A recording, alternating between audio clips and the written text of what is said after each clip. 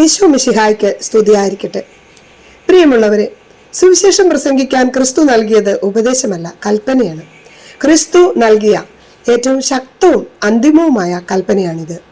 ഏറ്റവും പരമമായ അടിസ്ഥാന നിത്യസത്യമാണ് സുവിശേഷ പ്രഘോഷണം. ലോകമെങ്ങും പോയി എല്ലാ സൃഷ്ടികളോടും സുവിശേഷം പ്രസംഗിക്കുവാൻ ഈശോ തന്റെ മരണത്തിന് മുൻപേ ഈ ദൗത്യം നൽകുന്നത് മർക്കോസ് 16:15 നാം കാണുന്നു. എല്ലാ ജനതകളെയും ശിക്ഷപ്പെടുത്തുവാൻ മത്തായി 28:18-20 വാക്യത്തിൽ ഉത്ഥാനത്തിന് ശേഷവും ഇതേ ദൗത്യം കൂടുതൽ ബോധ്യപ്പെടുത്തുന്ന യേശുവിനെ നാം കാണുന്നു. ഈ കൽപ്പന ആദിമസഭ ആത്മാർത്ഥമായി അനുഷ്ഠിച്ചതിന്റെ പുണ്യമാണ് ഇന്ന് നാം കാണുന്ന തിരുസഭ. എന്നാൽ കാലം ചെല്ലുന്തോറും ഈ കൽപ്പന അവഗണിക്കപ്പെടാതിരിക്കാൻ മാർപ്പാപ്പമാരും സഭാ നേതൃത്വവും ഇത് നമ്മുടെ പ്രഥമവും പ്രധാനവുമായ കടമയാണെന്ന് തങ്ങളുടെ അപ്പസ്തോലിക ആഹ്വാനത്തിലൂടെയും വ്യക്തമാക്കി തരുന്നുണ്ട്. സഭാ കൂട്ടായ്മയിലായിരുന്ന സഭാ നേതൃത്വങ്ങളോടും സഭാ തനയരോടും സമരസപ്പെട്ട് വിശുദ്ധ ഗ്രന്ഥത്തോടും അപ്പസ്തോലിക ആഹ്വാനങ്ങളോടും പ്രബോധനങ്ങളോടും ചാക്രിക ലേഖനങ്ങളോടും താതാത്മ്യപ്പെട്ട് മാത്രമാണ് അടിസ്ഥാന സുവിശേഷ പ്രഘോഷണം നടത്തേണ്ടത്. ഫ്രാൻസിസ് മാർപ്പാപ്പ പറയുക ഇപ്രകാരമാണ്: സുവിശേഷ പ്രഘോഷണത്തിന് വേണ്ടിയാണ് സഭ നിലനിൽക്കുന്നത് തന്നെ എന്നാണ്. കാരണം മറ്റൊന്നുമല്ല, സഭയെയാണ് ക്രിസ്തു പ്രേക്ഷിത ദൗത്യം ഭരമേൽപ്പിച്ചിരിക്കുന്നത്. സുവിശേഷ പ്രഘോഷണം സഭയുടെ ഏക ദൗത്യം ആണ് എന്ന് നമുക്കിതിൽ നിന്നും മനസ്സിലാക്കാം. എന്താണ് സുവിശേഷവൽക്കരണം? ദൈവം തന്റെ ഏകജാതന്റെ കുരിശിലെ ബലിയിലൂടെ മനുഷ്യകുലത്തെ രക്ഷിച്ചുവെന്ന സദ്വാർത്തയാണ് സുവിശേഷം. ഈ സത്യം ലോകത്തെ അറിയിക്കുന്നതാണ് സുവിശേഷവൽക്കരണം. സദ്വാർത്തയുടെ പ്രഘോഷണമാകയാൽ ഇത് ഏതെങ്കിലും മതത്തിനോ ജാതിക്കോ എതിരല്ല. സത്യം അറിയിക്കുക എന്നതാണ് സുവിശേഷ പ്രഘോഷണം. എന്താണ് സത്യം? ദൈവം തന്റെ ഏകജാതന്റെ കുരിശിലെ ബലിയിലൂടെ മനുഷ്യകുലത്തെ രക്ഷിച്ചു എന്നതാണ് സത്യം. വിശുദ്ധ ഗ്രന്ഥത്തിന്റെ പശ്ചാത്തലത്തിൽ പരിശോധിക്കുമ്പോൾ സുവിശേഷമായ ക്രിസ്തുവിനെ കാണാം, സുവിശേഷമേകിയ ക്രിസ്തുവിനെ കാണാം.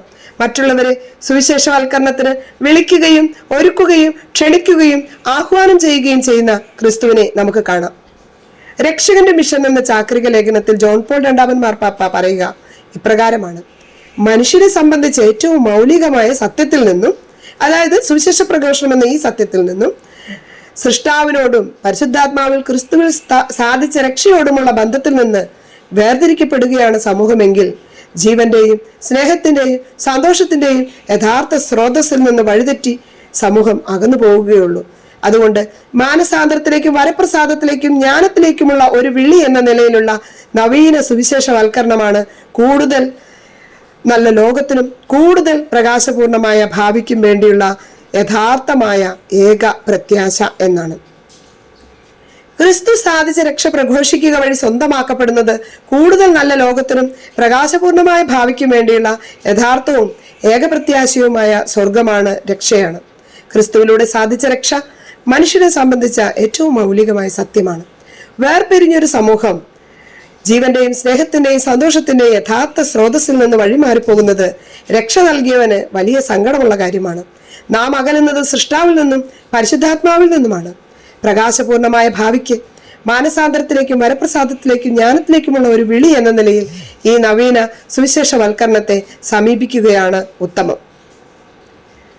പരിശുദ്ധ ത്രിത്വത്തിന്റെ കൂട്ടായ്മയിൽ നിന്നാണ് യേശു അയക്കപ്പെട്ടത്.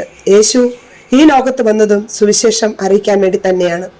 യേശു ക്രിസ്തു ഭൂമിയിൽ അവതരിച്ചത് പരിശുദ്ധ ത്രിത്വത്തിന്റെ കൂട്ടായ്മയിൽ നിന്നാണ്. ക്രിസ്തു പിതാവിനാൽ അയക്കപ്പെട്ടവനാണ്. അതുകൊണ്ട് തന്നെ ആദ്യ പൂർണ്ണ പ്രേക്ഷിതനുമാണ്. The great outreach from Trinity. പിതാവ് ഏൽപ്പിച്ച ദൗത്യം ശിരസാ വഹിക്കുന്ന പുത്രനെയാണ് നാം പിന്നീട് കാണുക. പിതാവിന്റെ ഇഷ്ടം നിറവേറ്റുകയാണ് എന്റെ ഭക്ഷണം എന്ന് പറയുന്ന പുത്രനെ. പിതാവായ ദൈവത്തിന്റെ സ്നേഹത്തിലേക്ക് സകല മാനവ കുലത്തെയും ആനയിക്കുക, അതിനായി അവിടുന്ന് മനുഷ്യനായി അവതരിച്ചു. പാപം വഴി ദൈവത്തിൽ നിന്നകന്ന മനുഷ്യരെ രക്ഷിക്കാൻ മനുഷ്യരുടെ ഇടയിൽ മനുഷ്യനായി ജീവിച്ചു, താതാത്മ്യപ്പെട്ടു. അതുകൊണ്ട് തന്നെ ഒട്ടിയ വയറുകളും കലങ്ങിയ കണ്ണുകളും നനഞ്ഞ കവിളുകളും കെട്ടുപോയ കണ്ണുകളും വികൃതമായ കൈകാലുകളും ഉണങ്ങിയ കുടങ്ങളും ചതഞ്ഞ ഞാങ്ങണകളും വരണ്ട വീഞ്ഞുപാത്രങ്ങളും താളം പിഴച്ച ഹൃദയങ്ങളും അളിഞ്ഞ ദേഹങ്ങളും പിശാചു കയറിയ ജീവിതങ്ങളും അവൻ കണ്ടു. അത്ഭുതങ്ങളും രോഗശാന്തിയും സൗഖ്യവും നൽകിക്കൊണ്ട് ഒരു സ്നേഹ സമൂഹത്തെ ഈശോ വാർത്തെടുത്തു. അതും 3 വർഷം കൊണ്ട്. ഈ സ്നേഹ സമൂഹത്തിന്റെ തുടർച്ചയ്ക്ക് അനിവാര്യമാണ് സുവിശേഷവൽക്കരണം എന്ന് യേശു നമ്മെ വീണ്ടും ഓർമ്മിപ്പിക്കുന്നു.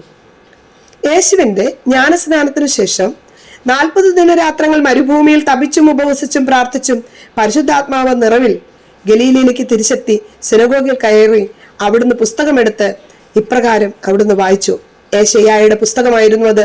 ലൂക്കാ സുവിശേഷം 4:18 അത് ഇപ്രകാരം പറയുന്നു: കർത്താവിന്റെ ആത്മാവ് എന്റെ മേലുണ്ട്, ദരിദ്രരെ സുവിശേഷം അറിയിക്കാൻ അവിടുന്ന് എന്നെ അഭിഷേകം ചെയ്തിരിക്കുന്നു. ബന്ധിതർക്ക് മോചനവും, അന്ധർക്ക് കാഴ്ചയും, അടിച്ചമർത്തപ്പെട്ടവർക്ക് സ്വാതന്ത്ര്യവും, കർത്താവിന് സ്വീകാര്യമായ വത്സരവും പ്രഖ്യാപിക്കാൻ അവിടുന്ന് എന്നെ അയച്ചിരിക്കുന്നു. പുസ്തകം അടച്ച ശുശ്രൂഷകനെ ഏൽപ്പിച്ച ശേഷം സിനഗോഗിലുള്ളവരോട് അവിടുന്ന് പറഞ്ഞു: നിങ്ങൾ കേട്ടിരിക്കെ തന്നെ ഇന്ന് ഈ തെരുവെഴുത്ത് നിറവേറ്റിയിരിക്കുന്നു. അവനെ ഉറ്റുനോക്കിയും പ്രശംസിച്ചും ഇരുന്നവർ തങ്ങൾക്കൊപ്പം നിൽക്കാനും താമസിക്കാനും യേശുവിനോട് ആവശ്യപ്പെട്ടു. അവിടുന്ന് അവരോട് പറയുകയാണ്: മറ്റു പട്ടണങ്ങളിൽ ഞാൻ ദൈവരാജ്യത്തിന്റെ സുവിശേഷം പ്രസംഗിക്കേണ്ടിയിരിക്കുന്നു. അതിനുവേണ്ടിയാണ് ഞാൻ അയക്കപ്പെട്ടിരിക്കുന്നത്. ആദ്യ പ്രേക്ഷിതന്റെ അഭൗമമായ തീക്ഷ്ണത നമുക്ക് ഇവിടെ കാണാൻ സാധിക്കും. ലോകം മുഴുവനും നിറയേണ്ട സുവിശേഷം, ലോകം മുഴുവനും അറിയേണ്ട സുവിശേഷം, അവനെ കണ്ടുമുട്ടിയവർ പ്രേക്ഷിതരായി മാറുന്ന കാഴ്ചയാണ് പിന്നീട് നാം കാണുന്നത്. നമ്മൾ അറിഞ്ഞ യേശുവിന്റെ സ്നേഹം മറ്റുള്ളവരിലേക്ക് പകരലാണ് പ്രഘോഷണം. അന്ത്രയോസ് സിമിയോനോട് പറഞ്ഞു: ഞങ്ങൾ യേശുവിനെ കണ്ടു. ഫിലിപ്പോസ് നഥാനിയേലിനോട് പറഞ്ഞു: ഞങ്ങൾ യേശുവിനെ കണ്ടു. സമരിയാക്കാരി സ്ത്രീ സമരിയ ഗ്രാമം മുഴുവനോടും പറഞ്ഞു: എന്റെ ജീവിതത്തെ നോക്കി വായിച്ചവനെ ഞാൻ കണ്ടു എന്ന്. ശിഷ്യരെ പരിശീലിപ്പിച്ച് കൂടെ നടന്ന് പഠിപ്പിച്ച് പടിപടിയായി സ്വഭാവ രൂപീകരണം നൽകി നവീകരിച്ച് സുവിശേഷ പ്രഘോഷണത്തിന് അയക്കുന്ന ക്രിസ്തുവിനെ നാം കാണുന്നുണ്ട്. ശാസിച്ച്, തിരുത്തി, സ്നേഹിച്ച്, അല്പവിശ്വാസത്തെ പരാമർശിച്ച്, ധാരാളം ബോധ്യങ്ങൾ നൽകി തൻ്റെ സ്നേഹത്താൽ ഒരുക്കി വാർത്തെടുക്കുന്ന ക്രിസ്തു. ശിഷ്യരും ആദിമസഭയും മിഷണറി യേശുവിനാൽ ഐക്യപ്പെടുന്നു. യേശു നൽകിയ ദൗത്യം നിർവഹിക്കുന്നു. ആദിമസഭയുടെ സുവിശേഷ പ്രഘോഷണം തന്നെയാണ് സഭയ്ക്ക് മുന്നിലുള്ള അടിസ്ഥാന മാതൃക.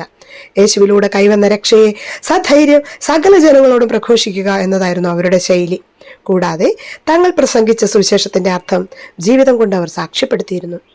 ഹെൻറി ചാഡ്വിക്കിന്റെ ഒരു ചരിത്ര ഗ്രന്ഥത്തിൽ ആദിമസഭയുടെ സുവിശേഷ പ്രഘോഷണത്തിന് ഒരു ദൃഷ്ടാന്തം നൽകുന്നത് ഇപ്രകാരമാണ്. നമുക്കറിയാം, AD 251 റോമിൽ പ്ലേഗ് ബാധയുണ്ടായത്. നഗരത്തിലെ 1/3 ജനങ്ങളും ദിവസങ്ങൾക്കുള്ളിൽ മരിച്ചു. ആരോഗ്യമുള്ളവർ പ്രാണരക്ഷാർത്ഥം ഗ്രാമം വിട്ട് ഗ്രാമാന്തരങ്ങളിലേക്ക് പലായനം ചെയ്തു. റോമൻ ക്ഷേത്രങ്ങൾ പൂട്ടി പുരോഹിതരെല്ലാം നാടുവിട്ടു. രോഗികൾ അശരണരായി പ്രാണനു വേണ്ടി നിലവിളിച്ചുകൊണ്ടിരുന്നു, പിടഞ്ഞു മരിച്ചുകൊണ്ടിരുന്നു. റോമിലെ ക്രിസ്ത്യാനികൾ സഹായഹസ്തവുമായി രംഗത്തിറങ്ങി. അവർ രോഗികളെ സ്വന്തം വീട്ടിൽ സ്വീകരിച്ച് പരിചരിച്ച് അനേകായിരം രോഗികൾ അങ്ങനെ രക്ഷപ്പെട്ടു. തങ്ങളെ കൊന്നു തള്ളാൻ മത്സരിച്ചിരുന്ന റോമാക്കാരെ രക്ഷിക്കാൻ ക്രിസ്ത്യാനികൾ കാട്ടിയ നല്ല മനസ്സ് റോമാക്കാരുടെ കണ്ണു തുറപ്പിച്ചു. രോഗം ഭേദമായവർ ക്രിസ്തുവിനെ രക്ഷകനായി സ്വീകരിച്ചു. പ്ലേഗിനെതിരായ പോരാട്ടങ്ങളിൽ അനേകം ക്രിസ്ത്യാനികൾ രോഗബാധിതരായി മരിച്ചുവെങ്കിലും അവർ 10,000-ങ്ങളെ ക്രിസ്തുവിനായി നേടിയിരുന്നു. സുവിശേഷവൽക്കരണത്തിന്റെ നേർചിത്രമാണ് ഇവിടെ പ്രകടമാകുന്നത്. എതിർപ്പുകൾക്ക് മുൻപിൽ അപ്പസ്തോലന്മാർ പിന്മാറിയിരുന്നുവെങ്കിൽ സഭ തന്നെ ഉണ്ടാകുമായിരുന്നില്ല. സുവിശേഷത്തെ പ്രതി സഹിക്കാനിടത് ആയതിൽ അവർ സന്തോഷിച്ചു എന്ന് അപ്പസ്തോല പ്രവർത്തനം 4:18. സുവിശേഷത്തിന് വേണ്ടി സഹിക്കാനുള്ള മനസ്സിനെ ദൈവികപരമായിട്ട് അപ്പസ്തോലന്മാർ കണ്ടിരുന്നു എന്ന് ഫിലിപ്പി 1:28-29. നമ്മുടെ കർത്താവിനെ പ്രതി ലജ്ജിക്കാതെ അഭിമാനത്തോടെ സാക്ഷ്യം നൽകണമെന്ന് 2 തിമോത്തി 1:8. പ്രിയപ്പെട്ടവരെ, പരിശുദ്ധാത്മ നിറവാണ് സുവിശേഷ പ്രഘോഷണത്തിന് അടിസ്ഥാനം. ജെറുസലേം വിട്ടു പോകരുതെന്നും പരിശുദ്ധാത്മാവ് സഹായകരായി നിറയും വരെ കാത്തിരിക്കണമെന്നും അതുകൊണ്ടാണ് അവരെ ഓർമ്മപ്പെടുത്തുന്നത്. ആത്മനിറവോടെ അതിർത്തികൾ വരെ പോകാൻ അവർ പ്രാപ്തരായി. പരിശുദ്ധാത്മാവ് നിങ്ങളുടെ മേൽ വന്നു കഴിയുമ്പോൾ നിങ്ങൾ ശക്തി പ്രാപിക്കും.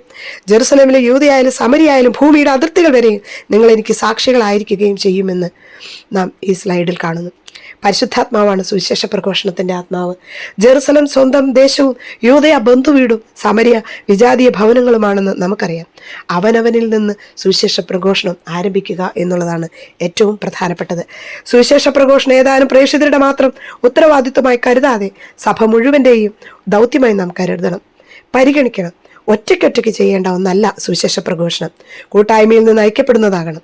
യോഹന്നാൻ 20:21 പിതാവ് എന്നെ അയച്ചതുപോലെ ഞാനും നിങ്ങളെ അയക്കുന്നു.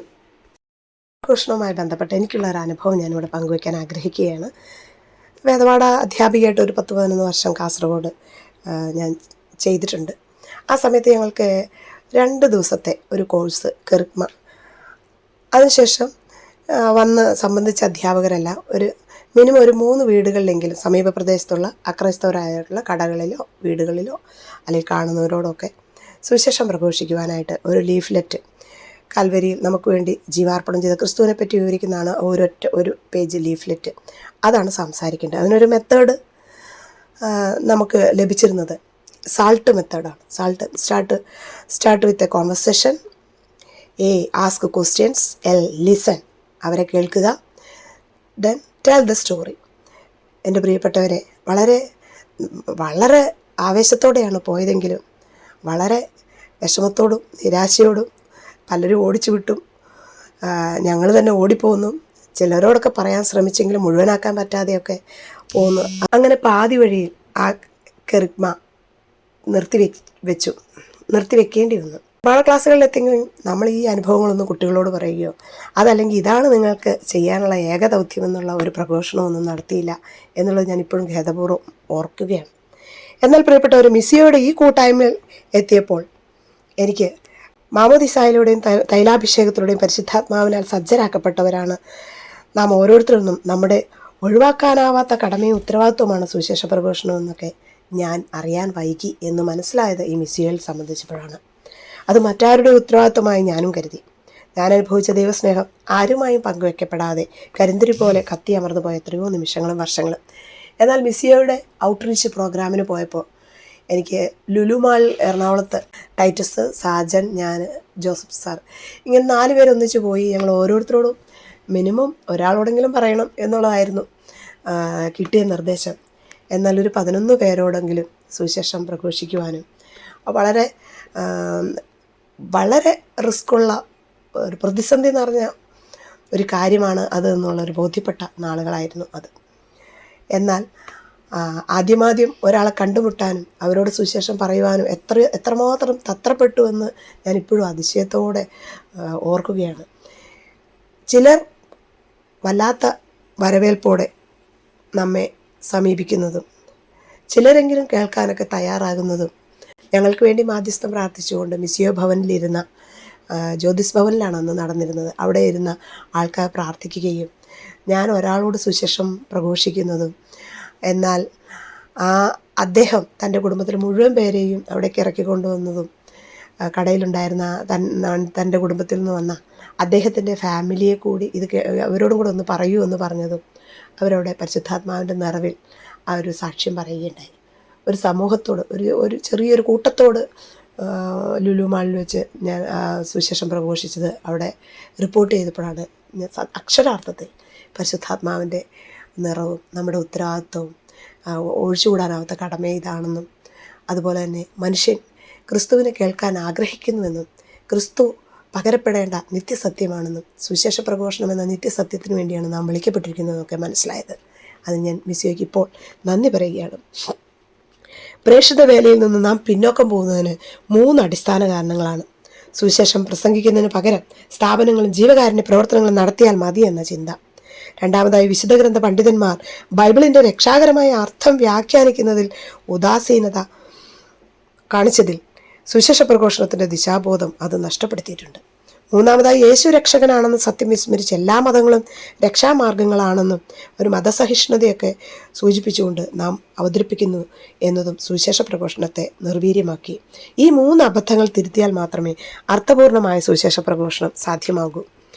സഭയാകുന്ന കൂട്ടായ്മ മാമോദിസ വഴി നമുക്ക് സുവിശേഷം ജീവിക്കാനും പ്രഘോഷിക്കാനും ഉത്തരവാദിത്വം നൽകുന്നു. തൈലാഭിഷേകത്തിലൂടെ പ്രേക്ഷിത പ്രവർത്തനത്തിലുള്ള ധൈര്യവും കൃപയും ലഭിക്കുന്നു. ഉത്തരവാദിത്വം നിർവഹിക്കാതിരിക്കാനാവില്ല എന്ന ബോധ്യമാണ് നമുക്കുണ്ടാകേണ്ടത്. മാമോദിസ വഴി സഭാംഗമാകുന്ന ആർക്കും അതിൽ നിന്ന് വിട്ടു നിൽക്കാനാവില്ല. സഭയാണ് ക്രിസ്തു പ്രേക്ഷിത ദൗത്യം ഫലമേൽപ്പിച്ചിരിക്കുന്നതെന്ന് സത്യം മനസ്സിലാക്കി സഭയോട് ചേർന്ന് ഏക മനസ്സായി പ്രേക്ഷിത വേല ചെയ്യാൻ നാം സന്നദ്ധമാകണം. സഭയിലെ കൂട്ടായ്മയും ആരാധനക്രമ ചൈതന്യവും സഭാ നിയമങ്ങളോടുള്ള വിധേയത്വവും സുവിശേഷത്തിൻ്റെ ശക്തമായ സാക്ഷ്യങ്ങളാക്കി മാറ്റിക്കൊണ്ട് പ്രേക്ഷിത ചൈതന്യത്തിന് ഒരിക്കലും ഒരു വിപരീത സാക്ഷ്യം ആകാൻ ഞാൻ മൂലം ഇടയാകരുത് എന്നുള്ള ഉത്തമ ധാർമ്മിക ബോധത്തോടുകൂടി നമുക്ക് മുന്നോട്ട് നീങ്ങേണ്ടതുണ്ട്. കഴിവില്ല, സമയമില്ല, സാമ്പത്തികമില്ല, സാഹചര്യം അനുവദിക്കുന്നില്ല, തിരക്ക് എന്നൊക്കെ പറഞ്ഞ് ഉത്തരവാദിത്തങ്ങളിൽ നിന്ന് ആർക്കും ഒഴിഞ്ഞു നിൽക്കാനാവില്ല എന്ന് ഒരിക്കൽ കൂടി ഞാൻ ഉറപ്പിച്ച് പറയട്ടെ. സുവിശേഷം ജീവിക്കാനും പങ്കുവെക്കാനുള്ളതാണ്. യോഹന്നാൻ 13:35. നമുക്കറിയാം, യോഹന്നാൻ്റെ സുവിശേഷം 13 അധ്യായം പാദങ്ങൾ കഴുകുന്ന യേശുവിൻ്റെ ചിത്രമാണ് അവിടെ വരച്ച് കാണിക്കുന്നത്. സുവിശേഷം ജീവിക്കുക എന്നാൽ അതാണ്. You may be the only gospel which some men will ever read. നിങ്ങളായിരിക്കാം മറ്റുള്ളവർ വായിക്കപ്പെടാൻ പോകുന്ന ഏക സുവിശേഷം. പ്രിയപ്പെട്ടവരെ, ഈ മിസ്സിയോയുടെ പ്ലാറ്റ്ഫോമിൽ എന്നെയും നിങ്ങളെയും ഒന്നിപ്പിച്ചിരിക്കുന്ന ഒരേ ഒരു ഘടകം ഇതാണ്. നാം സുവിശേഷ പ്രഘോഷണത്തിനായി ക്രിസ്തുവിനാൽ തെരഞ്ഞെടുക്കപ്പെട്ടവർ എന്നതാണ്. നോക്കുക, 1 യോഹന്നാൻ 15:16 എന്താണ് പറയുന്നതെന്ന്. നിങ്ങൾ എന്നെ തിരഞ്ഞെടുക്കുകയല്ല, ഞാൻ നിങ്ങളെ തിരഞ്ഞെടുക്കുകയാണ് ചെയ്തത്. നിങ്ങൾ പോയി ഫലം പുറപ്പെടുവിക്കുന്നതിനും നിങ്ങളുടെ ഫലം നിലനിൽക്കുന്നതിനും വേണ്ടി ഞാൻ നിങ്ങളെ നിയോഗിച്ചിരിക്കുന്നു. ഫലം നിലനിൽക്കാനും സഭാംഗങ്ങൾ ഏവരുടെയും കടമയും ദൗത്യവുമാണ് ക്രിസ്തു നൽകിയ ഈ ഒരു വലിയ അവകാശം. അയക്കപ്പെട്ടവർ, ദൈവജനത്തിലെ എല്ലാ അംഗങ്ങളും മാമോദീസായുടെ ശക്തിയാൽ പ്രേക്ഷിത ശിഷ്യരായി തീർന്നിട്ടുണ്ട് എന്ന് സുവിശേഷത്തിന്റെ ആനന്ദം 120 പേജിൽ പറയുന്നു. ദൈവജനത്തെ മാമോദീസ സ്വീകരിച്ചവർ എല്ലാവരും സഭയിൽ ഇവർക്കുള്ള സ്ഥാനമോ അവർക്ക് ലഭിച്ച വിശ്വാസ പരിശീലനത്തിന്റെ അളവോ എന്തായിരുന്നാലും സുവിശേഷവൽക്കരണ പ്രഘോഷകരാണ്. ആദിമസഭയുടെ ജീവിതവും പ്രവർത്തനവും നമുക്ക് ഒന്ന് പരിശോധിച്ചാൽ മനസ്സിലാവും. ചിതറിക്കപ്പെട്ടവർ എത്തിച്ചേർന്ന ഇടങ്ങളിൽ ആത്മനിറവോടെ വചനം ശ്രവിച്ചുവെന്ന്, വചനം പ്രസംഗിച്ചുവെന്ന്. എസ്തഫാനോസിന്റെ വധം ഓർക്കുക. അപ്പസ്തോലന്മാരൊഴികെ എല്ലാവരും ചിതറിക്കപ്പെട്ടു. സദ്വാർത്തയുടെ പ്രഘോഷണമാണ് എസ്തഫാനോസ് നടത്തിയത്. ദൈവം തന്റെ ഏകജാതന്റെ കുരിശിലെ ബലിയിലൂടെ മനുഷ്യകുലത്തെ രക്ഷിച്ചു എന്ന സദ്വാർത്ത അദ്ദേഹം അറിയിച്ചപ്പോൾ ക്രിസ്ത്യാനികളെ കൊല്ലാൻ തിട്ടൂരം വാങ്ങിയ സാവൂളിന്റെ പ്രവൃത്തികൾ കൊണ്ട് എസ്തഫാനോസ് പീഡനത്തിനും മരണത്തിനും ഇടയായി. ലോകത്തെ തന്റെ അധീനതയിൽ നിലനിർത്താൻ ആഗ്രഹിക്കുന്ന ദുഷ്ടാരൂപി സുവിശേഷ പ്രഘോഷണത്തെ എക്കാലവും എതിർത്തിരുന്നു. എതിർപ്പിന്റെ ഉപകരണങ്ങളായി രാജാക്കന്മാരെയും സാമ്രാജ്യങ്ങളെയും പ്രത്യയശാസ്ത്രങ്ങളെയും വിവിധ മതവിഭാഗങ്ങളെയും രാഷ്ട്രീയ ശക്തികളെയും സാത്താൻ കാലാകാലങ്ങളിൽ ഉപയോഗിച്ചിട്ടുണ്ട്. റോമൻ മതമർദ്ദനവും യഹൂദ മതമർദ്ദനവും കമ്മ്യൂണിസ്റ്റ് മതമർദ്ദനവും ഒക്കെ ഈ എതിർപ്പിന്റെ വിവിധ രൂപങ്ങളായിരുന്നു. വിവിധ ദേശങ്ങളിൽ വിവിധ വ്യക്തികളാലും സംഘടനകളാലും നാം എതിർക്കപ്പെടുന്നുണ്ട്. ഭാരതത്തിലെ എതിർപ്പിന്റെ സ്വരം കഠിനമാകുന്നുണ്ട്. എന്നാൽ സുവിശേഷത്തോടുള്ള എതിർപ്പിനെ വ്യക്തിവിരോധമായോ മതസ്പർദ്ധയായോ അല്ല സഭ കരുതുന്നത്. മറിച്ച് ദൈവത്തിനെതിരായി സാത്താൻ നടത്തുന്ന നിരന്തര പോരാട്ടത്തിന്റെ ഭാഗമായാണ് ഇത് മനസ്സിലാക്കപ്പെടുന്നത്. എതിർപ്പിന്റെ അഗ്നിയും ചോരയും സുവിശേഷവൽക്കരണത്തെ എന്നും വളർത്തുന്നു എന്നതാണ് ചരിത്രം. വനത്തിലെ ചില വിത്തുകൾ മുളയ്ക്കണമെങ്കിൽ കാട്ടുതീയിൽ വിത്തിന്റെ കഠിനമായ പുറന്തോട് പൊട്ടണമെന്ന് ശാസ്ത്രം കണ്ടെത്തിയിട്ടുണ്ട്. സുവിശേഷത്തിന്റെ കൃപയൊഴുകാൻ സമാനമായ ചില അഗ്നിശോധനകൾ ദൈവം ആവശ്യപ്പെടാറുണ്ട്. ഭാരതത്തിൽ വർദ്ധമാനമാകുന്ന എതിർപ്പിനെയും സുവിശേഷത്തിന്റെ വളർച്ചയ്ക്കുള്ള ഉണർത്തുപാട്ടായി കരുതാം. അതിന് ഉദാഹരണമാണ് പൗലോസിന്റെ പ്രേക്ഷിത പ്രവർത്തനം. വളരെ ബോധ്യത്തോടെ, ധൈര്യത്തോടെ, സ്നേഹത്തോടെ എല്ലാ സാഹചര്യങ്ങളിലും സഭയെയും ക്രിസ്ത്യാനികളെയും അങ്ങേയറ്റം പീഡിപ്പിച്ച വ്യക്തി ദമാസ്കസിലേക്കുള്ള യാത്രയിൽ ക്രിസ്തുവിന്റെ സ്നേഹാനുഭവം ഉണ്ടാകുന്നു. സാവൂളിൽ നിന്ന് പൗലോസിലേക്ക് ഒരു രൂപാന്തരം ഉണ്ടാകുന്നു. പിന്നെ ക്രിസ്തു മാത്രം. റോമൻ പൗരത്വവും അസാധാരണമായ പാണ്ഡിത്യവും കൈമുതലായുള്ള പൗലോസ് അതെല്ലാം യേശുവിനോടുള്ള സ്നേഹത്തെ പ്രതി ഉച്ഛിഷ്ടമായി കരുതി അനുരൂപപ്പെട്ട് യേശുവിനായി വേണ്ടി മാത്രം ജീവിച്ചു. സഭയിലൂടെയും സഭ അംഗീകാരത്തോടെയും മറ്റുള്ളവർക്ക് പ്രചോദനാത്മകമായ ഒരു ജീവിതമായിരുന്നു അദ്ദേഹം നയിച്ചത്. അദ്ദേഹം പറയുന്നു, റോമ 15:19, ഞാൻ ജെറുസലേം തുടങ്ങി ഇല്ലിറിക്കോൺ വരെ ചുറ്റി സഞ്ചരിച്ച് ക്രിസ്തുവിന്റെ സുവിശേഷം പൂർത്തിയാക്കി. പ്രിയപ്പെട്ടവരെ, പൗലോസിന്റെ പ്രേക്ഷിത തീക്ഷ്ണത റോമ 8:35 കൂടി നാം ഇപ്രകാരം കാണുന്നു. ക്രിസ്തുവിന്റെ സ്നേഹത്തിൽ നിന്ന് ആര് നമ്മെ വേർപെടുത്തും? ക്ലേശമോ, ദുരിതമോ, പീഡനമോ, പട്ടിണിയോ, നഗ്നതയോ, ആപത്തോ, വാളോ? ക്രിസ്തുവിന്റെ സ്നേഹം തനിക്ക് എല്ലാറ്റിനും ഉപരിയാണ്. സ്നേഹത്തോട് സഹിക്കുവാൻ, സ്നേഹം പകരുവാൻ, സമൂഹത്തെ ക്രിസ്തുവിന് വേണ്ടി രൂപപ്പെടുത്തുവാനും അദ്ദേഹം യു ആർ ഗോഡ്സ് ടുഡേ എന്ന തത്വം തൻ്റെ ജീവിതത്തിൽ പ്രാവർത്തികമാക്കി. Praise the gospel always, if necessary you may use words എന്നാണ് സെയിൻറ്റ് ഫ്രാൻസിസ് അസീസി പറയുക. അദ്ദേഹം സ്ഥാപിച്ച ഫ്രാൻസിസ്കൻ 3-ാം സഭ ആത്മായർക്ക് വേണ്ടിയിട്ടുള്ളതാണ്. അദ്ദേഹം രൂപം കൊടുത്ത ചിട്ടവട്ടങ്ങളും പ്രാർത്ഥന, സർവ്വസംഘ പരിത്യാഗ, ഉപവാസ, ഉപവി അതെല്ലാം ഒരു 5-ാം സുവിശേഷമാകുവാനുള്ള നമുക്ക് കൂടിയുള്ള ഒരു നിർദ്ദേശങ്ങളാണ്. പുരോഹിതനാകാൻ തനിക്ക് യോഗ്യതയില്ല എന്ന് സ്വയം പ്രഖ്യാപിച്ചുകൊണ്ട് ഫ്രാൻസിസ് അസിസി രൂപം കൊടുത്തതാണ് ഈ ആത്മായരുടെ 3-ാം സഭ. ആദ്യം മുതൽ ഉണ്ടായിരുന്നതും ഞങ്ങൾ കേട്ടതും സ്വന്തം കണ്ണുകൊണ്ട് കണ്ടതും സൂക്ഷിച്ചു വീക്ഷിച്ചതും കൈകൊണ്ട് സ്പർശിച്ചതുമായ ജീവന്റെ വചനത്തെപ്പറ്റി ഞങ്ങൾ അറിയിക്കുന്നുവെന്ന് 1 യോഹന്നാൻ 1:1 പറയുന്നു. കണ്ടതും കേട്ടതും വീക്ഷിച്ചതും സ്പർശിച്ചതുമായ വചനം പ്രഘോഷിക്കുവാൻ അവർ കാണിച്ച വീര്യം, ആത്മാർത്ഥത, ത്യാഗം, ജീവത്യാഗം നാം പ്രാവർത്തികമാക്കുവാൻ ഇനിയും അമാന്തം അരുത്. ഇന്നെൻ്റെ ദൗത്യം സുവിശേഷം ജീവിക്കുക, പ്രഘോഷിക്കുക. ജീവിക്കാതെ പ്രഘോഷിക്കാതെ ഇരുന്നാൽ ദുരിതം കുടുംബത്തിനും സഭയ്ക്കും സമൂഹത്തിനും. എന്നാൽ ഞങ്ങൾ കാണുകയും കേൾക്കുകയും ചെയ്ത കാര്യങ്ങളെക്കുറിച്ച് സംസാരിക്കാതിരിക്കാൻ ഞങ്ങൾക്ക് സാധ്യമല്ല എന്ന് അപ്പസ്തോല പ്രവർത്തനം 4:20 ശ്ലീഹ പറയുന്നുണ്ട്. വിശുദ്ധ ഗ്രന്ഥം ഒരു ജീവിത ശൈലിയാകണം. കട്ടിളക്കാലിലും വാതിലിലും എഴുതപ്പെട്ട ഒരു വചനമായി നാം മാറണം. വിശുദ്ധ ഗ്രന്ഥം നമ്മുടെ ജീവിതത്തിൻ്റെ ഒരു ഭാഗമാകണം, ഒരു ശ്വാസതാളമാകണം. ദൈവത്തിൻ്റെ ശക്തിയിൽ ആശ്രയിച്ചുകൊണ്ട് അവൻ്റെ സുശേഷത്തെ പ്രതിയുള്ള ക്ലേശങ്ങളിൽ നീയും പങ്കുവഹിക്കുക. 2 തിമോത്തി 1:8. ഞാൻ സുവിശേഷം പ്രസംഗിക്കുന്നെങ്കിൽ അതിൽ എനിക്ക് അഹംഭാവത്തിന് വകയില്ല, അതെൻ്റെ കടമയാണ്. ഞാൻ സുവിശേഷം പ്രസംഗിക്കുന്നില്ലെങ്കിൽ എനിക്ക് ദുരിതം. 1 കൊരിന്തോസ് 9:16 പൗലോസ് നമ്മെ വീണ്ടും ഓർമ്മപ്പെടുത്തുന്നു. വലിയ കാര്യമല്ലത്, കടമയാണ്, നിർവഹിച്ചേ പറ്റൂ. മറ്റൊരാളെ ഏൽപ്പിക്കാനാവില്ല. സുവിശേഷം പ്രസംഗിച്ചില്ലെങ്കിൽ ദുരിതം. സുവിശേഷം പ്രഘോഷിക്കുന്നതിലൂടെ നമുക്ക് കൈവരുന്നത് സ്വർഗ സൗഭാഗ്യവും നിത്യജീവനുമാണ്. So be the fifth gospel and another Christ. സൃഷ്ടിക്കുകയും രക്ഷിക്കുകയും സുഖപ്പെടുത്തുകയും ആശ്വസിപ്പിക്കുകയും ചെയ്യുന്ന ദൈവവചനത്തെക്കുറിച്ചുള്ള ധ്യാനമാണ് ആന്തരികവും ബാഹ്യവുമായ ജീവിത മണ്ഡലങ്ങളെ നാം വിശുദ്ധീകരിക്കുന്നത്. ഹൃദയത്തിലും അധരത്തിലും ജീവിക്കുന്ന തിരുവചനത്തിന് 2 ധർമ്മങ്ങളുണ്ട്: വിശുദ്ധീകരണവും പ്രഘോഷണവും. സമരിയാക്കാരിക്ക് വചനം സമീപസ്ഥമായപ്പോൾ അവൾ വിശുദ്ധീകരിക്കപ്പെട്ടവൾ പ്രഘോഷകയായി. സാവൂളിനെ വിശുദ്ധീകരിച്ച് പൗലോസാക്കിയതും പ്രഘോഷകനാക്കിയതും സത്യവചനമായ ദൈവമാണ്. നമ്മുടെ സന്തോഷങ്ങളെ വിശദീകരിക്കുന്നതും ബന്ധങ്ങളെ ശക്തിപ്പെടുത്തുന്നതും മനസ്സിനെ ആശ്വസിപ്പിക്കുന്നതും പെരുമാറ്റങ്ങളെ നിയന്ത്രിക്കുന്നതും നമുക്ക് വേണ്ടി നിലനിൽക്കുന്നത് ദൈവവചനമാണ്. എന്തിനാ കരയുന്നേ, ആരെയാ കാണണ്ടേ? മഗ്ദല മറിയത്തോട് കർത്താവ് ചോദിക്കുന്നു. ദുഃഖവെള്ളിയാഴ്ച ഓർസ്ലേ നഗരിയിലെ സ്ത്രീകളുടെ കണ്ണീര് തുടച്ചവനാണ് ദൈവപുത്രൻ. നാണയം നഷ്ടമായ സ്ത്രീയുടെ ഹൃദയമെടുപ്പിന്റെ താളഭ്രംശങ്ങളുടെ കഥ പറഞ്ഞവനാണ് മനുഷ്യപുത്രൻ. കൂനുള്ള സ്ത്രീയുടെ പുറത്ത് തലോടാൻ മാത്രം അവൻ കുനിഞ്ഞു. മർത്തയും മറിയും വഴക്കുകൂടാതെയും കരഞ്ഞും പിഴിയാതെയും കരയാതെ നോക്കി. കരഞ്ഞും പിഴിയാതെയും ജീവിക്കാൻ ഇടയാക്കി. രക്തസ്രാവക്കാരിക്ക് പോലും തൊടാൻ പാകത്തിനായിരുന്നു അവന്റെ സഞ്ചാരങ്ങൾ. നായിനിലെ വിധവ വഴിനീളെ പൊഴിച്ച കണ്ണീർ പൂക്കൾ അവന്റെ പാദങ്ങളിലാണ് പതിച്ചത്. ഈ സ്നേഹവലയങ്ങൾ പുനഃസൃഷ്ടിക്കുക വളരെ അത്യാവശ്യമാണ്. അറിഞ്ഞ സത്യങ്ങളുടെ സംതൃപ്തിയിൽ അമരാതെ ഇനിയും വ്യക്തമാകാനുള്ള യാഥാർത്ഥ്യങ്ങൾ തേടി മടുക്കാതെ നീങ്ങാം. വേർഡ് ഓഫ് ദി ഡേ ഒക്കെ ഇടുന്നവരാണ് നമ്മൾ. ഇനിയും അറിയാനുള്ള വ്യക്തമാകാനുള്ള യാഥാർത്ഥ്യങ്ങൾ തേടി മടുക്കാതെ നാം നീങ്ങേണ്ടിയിരിക്കുന്നു. ആ സ്നേഹവലയങ്ങൾ ഓരോ സുവിശേഷ പ്രഘോഷകനും സൃഷ്ടിക്കേണ്ട നമ്മുടെ ജീവിത ഇടങ്ങളാണ്. മർത്യജീവിതങ്ങളിലെ ആകുലതകളിൽ തുണയ്ക്കുന്നവനെ പ്രഘോഷിക്കാനാണ് നാം തയ്യാറാവേണ്ടത്. പാപബോധങ്ങളെ ഒഴുക്കിക്കളയുന്ന പാപനാശിനി പുഴയായ ആ കുരിശിൻ ചുവട്ടിൽ നമ്മുടെ സുവിശേഷ പ്രഘോഷണ ദൗത്യത്തെ നമുക്കിപ്പോൾ ഭരമേൽപ്പിക്കാം. ലോകം മുഴുവൻ തൻ്റെ ദൈവപുത്ര സ്ഥാനത്തെ അംഗീകരിച്ച് എല്ലാവരും ഒരു പിതാവിൻ്റെ മക്കളായി തീരണമെന്ന വലിയ സ്വപ്നമായിരുന്നു ഈശോയുടേത്. അത് സാക്ഷാത്കരിക്കണം. മനുഷ്യവംശം മുഴുവൻ രക്ഷയുടെ അനുഭവത്തിലേക്ക് വരാൻ എൻ്റെ ജീവചരിത്രത്തിലേക്ക് നിന്റെ സ്നേഹാക്ഷരങ്ങൾ എഴുതി ചേർക്കണമേ. വരണ്ടുണങ്ങി എൻ്റെ ആത്മതടങ്ങളെ പരിശുദ്ധാത്മാവിനെ അയച്ചു നീ നനവുള്ളതാക്കണമേ. ഞാൻ ജീവിക്കുന്നിടം ചെരിപ്പിടാതെ നിലകൊള്ളേണ്ട വിശുദ്ധ സ്ഥലമാണെന്ന ഹൊറേബ് അനുഭവം എനിക്ക് നൽകണമേ. ദൈവ അമരത്തുള്ള വഞ്ചിയിൽ തന്നെ എന്നെ നിലനിർത്തണമേ. ഇല ചൂടുന്ന തടിയാകാതെ ഫലം വിളയുന്ന വൃക്ഷമാക്കണമേ. എൻ്റെ തിരുത്തേണ്ട ജീവിത മനോഭാവങ്ങളെയും വിശദീകരിക്കേണ്ട നിലപാടുകളെയും വെളിപ്പെടുത്തണമേ എന്ന് നമുക്ക് ഈ നിമിഷം പ്രാർത്ഥിച്ചുകൊണ്ടേയിരിക്കാം. ദൈവരാജ്യം പ്രഘോഷിക്കാൻ ഇറങ്ങുന്ന ശിഷ്യർക്ക് ദൈവരാജ്യത്തിന്റെ മനോഭാവങ്ങൾ വേണമെന്ന് അവിടുന്ന് ശഠിച്ചു.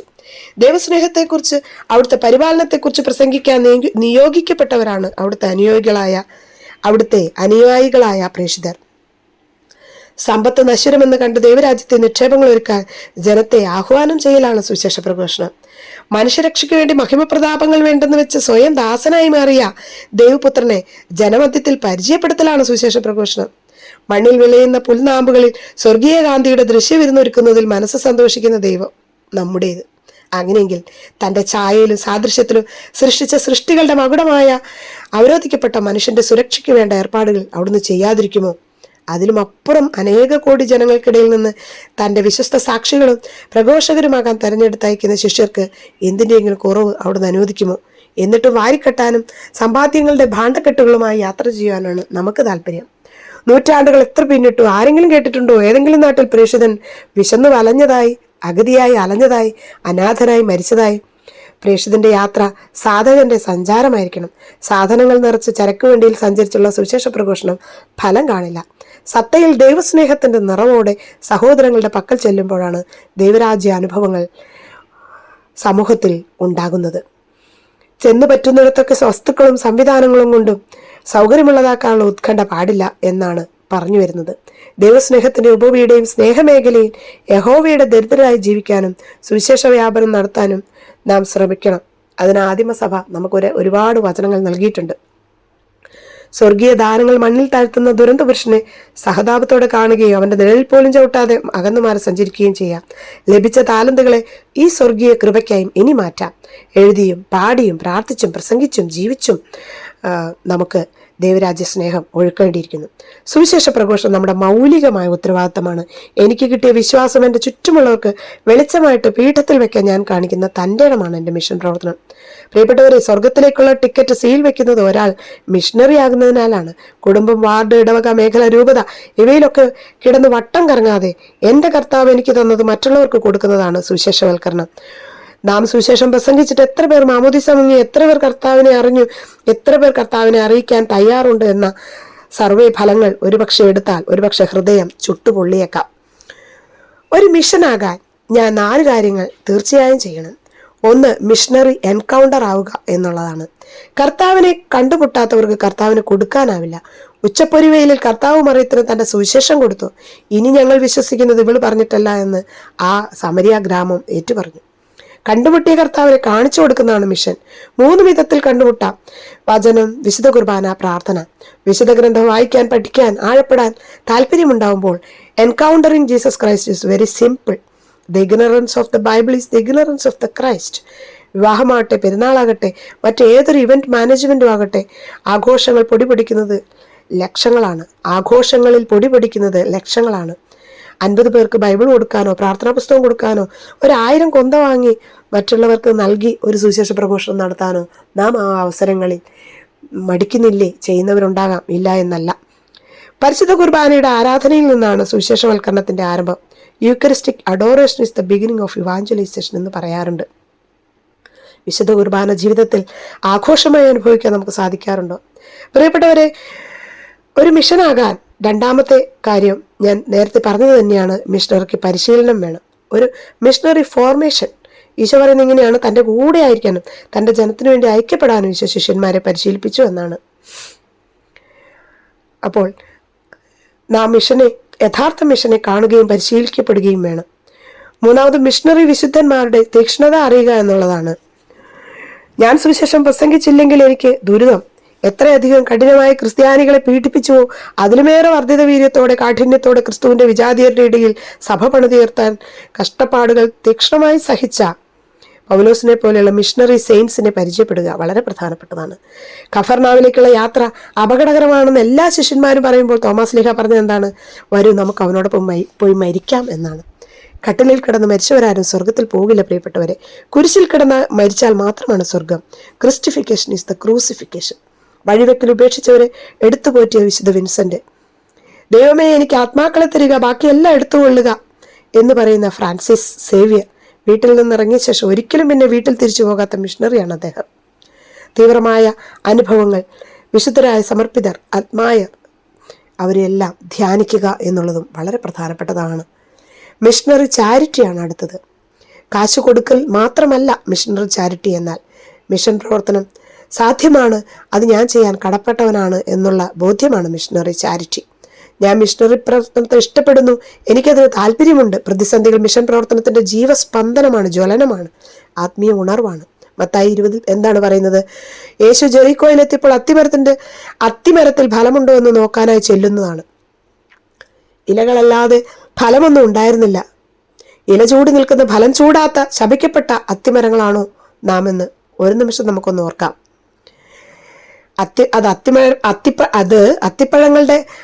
അത്തിപ്പഴങ്ങളുടെ കാലമല്ലായിരുന്നു എന്നൊക്കെ പറയാം. വിശക്കുന്നതിന് മുമ്പ് ഫലം നൽകുക, മിഷൻ പ്രവർത്തനത്തെ സ്നേഹിക്കുക, പ്രാർത്ഥിക്കുക, ഭാരത മിഷന് വേണ്ടി പ്രാർത്ഥിക്കുക എന്നുള്ളതൊക്കെ മിസിയോ ചെയ്യുന്ന പ്രവർത്തനങ്ങൾ കൂടിയാണ്.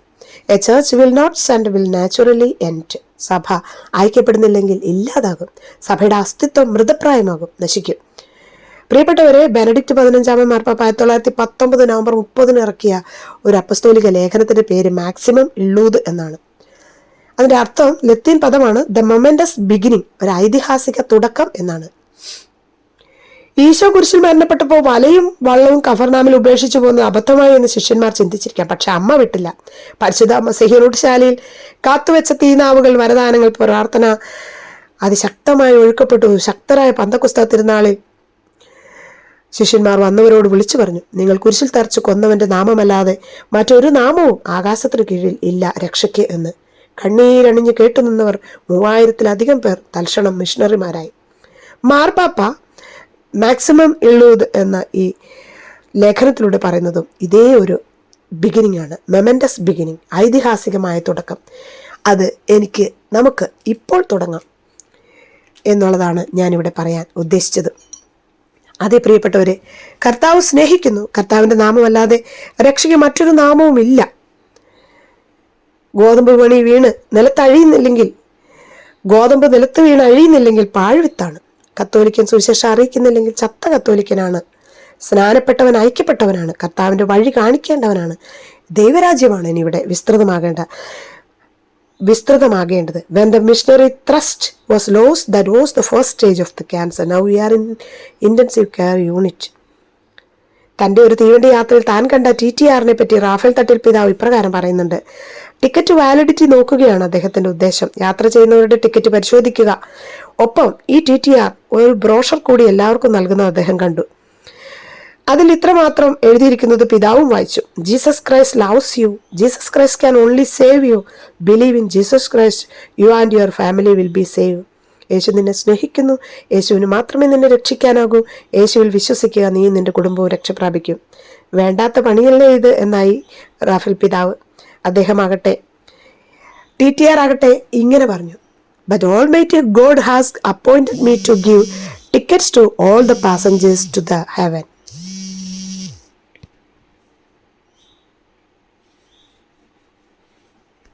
ഇതെൻ്റെ കടമയാണ്.